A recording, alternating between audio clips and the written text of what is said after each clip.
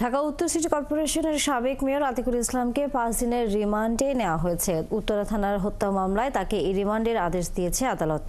একই মামলায় অ্যাডভোকেট মমতাজ উদ্দিন আহমেদ মেহেদী ও 3 দিনের রিমান্ড মঞ্জুর করেছে।